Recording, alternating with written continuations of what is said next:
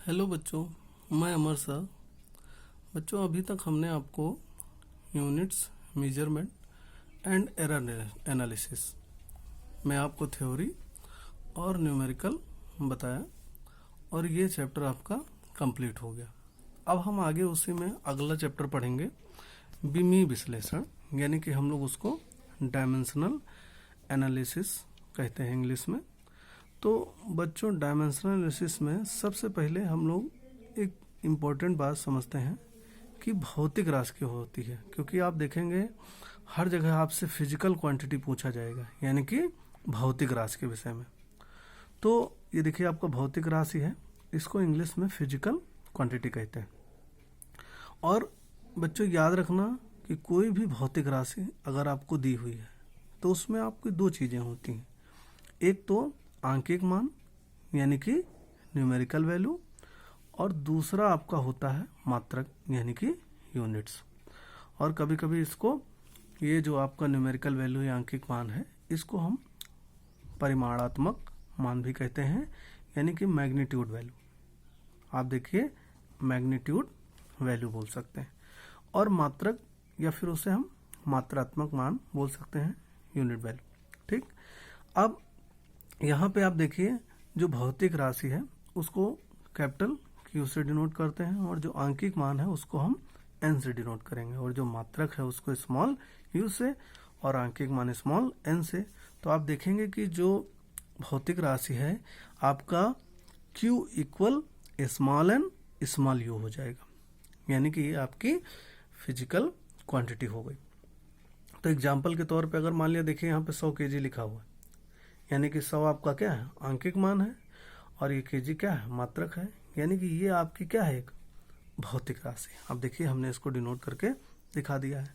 या फिर ये देखिए आपका 40 मीटर लिखा हुआ है, तो यहाँ पे 40 क्या है, आंकिक मान है, और बाकी मीटर क्या है, ये आपका मात्रक है, यानी कि ये दोनों मिला के आपका क्या होता है, एक भौतिक राशि होती है। आप कुछ भी ले सकते हैं, 100 केजी ले सकते हैं, 200 केजी ले सकते हैं, कोई भी अगर आप देखेंगे कहीं भी लिखा होगा तो उसमें कोई भी फिजिकल क्वांटिटी, उसमें दो चीज़ें हैं, एक आपका आंकिक मान है और दूसरा उसका मात्रात्मक मान है, यानी कि मात्रक। अगर मान लिया 10 न्यूटन लिखा हुआ है, यानी कि 10 आपका क्या है, आंकिक मान, और न्यूटन आपका क्या हो गया, मात्रक हो गया।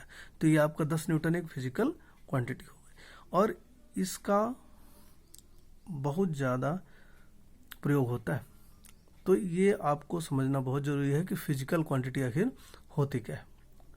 तो आगे, या फिर अगर कहीं मान लिया 40 सेकंड लिखा हुआ, या 10 सेकंड लिखा, 20 सेकंड लिखा, तो जितना आगे देखो आप, आगे आपकी क्या है, गिनतियाँ हैं, यानी कि आंकिक मान है, और पीछे जितना है वो सब मात्रक है। तो ये आपका भौतिक राशि है, क्योंकि आपने देखा होगा कि पीछे चैप्टर में भी कई जगह हमने फिजिकल क्वांटिटी के विषय में बात किया था। अब हम मेन चैप्टर है हमारा विमीय विश्लेषण, तो उसमें सबसे पहले इसकी हम परिभाषा देखते हैं। सबसे पहले विमा की, यानी कि आपका डायमेंशंस। तो यहाँ पे विमा की परिभाषा दी हुई है कि किसी भौतिक राशि की विमाएं वे घातें होती हैं जिन्हें उस राशि के मात्रक को व्यक्त करने के लिए मूल मात्रकों पर चढ़ाते हैं। ये आपका विमा यानी कि डायमेंशन की परिभाषा हो गई। अब आप मूल मात्रक आपको पता है, यानी कि मूल राशियों को व्यक्त करने के लिए जिन मात्रकों की आवश्यकता होती है उनको हम मूल राशियां, मूल मात्रक कहते हैं। और आपको बताया है कि मूल राशियां कितनी, 7 हैं। उसी तरीके से मूल मात्रक भी आपके कितने होंगे, 7 होंगे। और देखिए यहाँ पे भौतिक राशि आ गई, यानी कि आपका यही दिया हुआ है, तो इसीलिए हमने यहाँ पे आपको भौतिक राशि को कैसे डिनोट करते हैं उसके लिए बता दिया। अब आगे देखिएगा यहाँ पे कि कोई भी भौतिक राशि का विमीय सूत्र, यानी कि आगे डायमेंशनल, इंग्लिश में बोलेंगे dimensional formula of physical quantity. मान लेते हैं कि एक हम राशि लेते हैं क्षेत्रफल। तो अगर क्षेत्रफल हम देखें तो मान के चलिए, मान लिया कि यहाँ पे आयत का क्षेत्रफल है, या फिर जनरली आप देखिए क्षेत्रफल तो उसमें लंबाई गुणे चौड़ाई होता है। अगर आपसे कहे कि क्षेत्रफल का मात्रक बताइए तो यहाँ पे क्या लंबाई का मात्रक गुणे आपका चौड़ाई का मात्रक। तो क्षेत्रफल का मात्रक वैसे लिख लेंगे। अब लंबाई का मात्रक आपका मीटर होता है, चौड़ाई का भी मात्रक मीटर होता है, तो मीटर इंटू मीटर क्या हो जाएगा आपका मीटर स्क्वायर हो जाएगा। यानी कि क्षेत्रफल का मात्रक मीटर स्क्वायर। अगर जनरली आप कोई भी देखिए, चाहे वृत्त का क्षेत्रफल देखिए, चाहे आप आयत का क्षेत्रफल देखिए, चाहे त्रिभुज का क्षेत्रफल, तो यूनिट आपका मीटर स्क्वायर ही होती। तो एक हमने टाइप ले लिया कि क्षेत्रफल यानी कि लंबाई इंटू चौड़ाई। अब क्षेत्रफल का हमें विमीय सूत्र देखना है, तो यहाँ पे क्षेत्रफल का विमीय सूत्र देखने के लिए बराबर करेंगे और इसको कैसे लिखते हैं, लंबाई का विमीय सूत्र गुणे चौड़ाई का विमीय सूत्र। तो यहाँ पे आप देखेंगे कि क्षेत्रफल का विमीय सूत्र, अब आप देखिए लंबाई जो है उसको हम लोग इंग्लिश में लेंथ बोलते हैं, तो उस लंबाई का बड़े ब्रैकेट में हमको क्या करना है, जब विमीय सूत्र लिखेंगे बिग ब्रैकेट में उस लंबाई यानी लेंथ का कैपिटल एल यूज कर लेना है।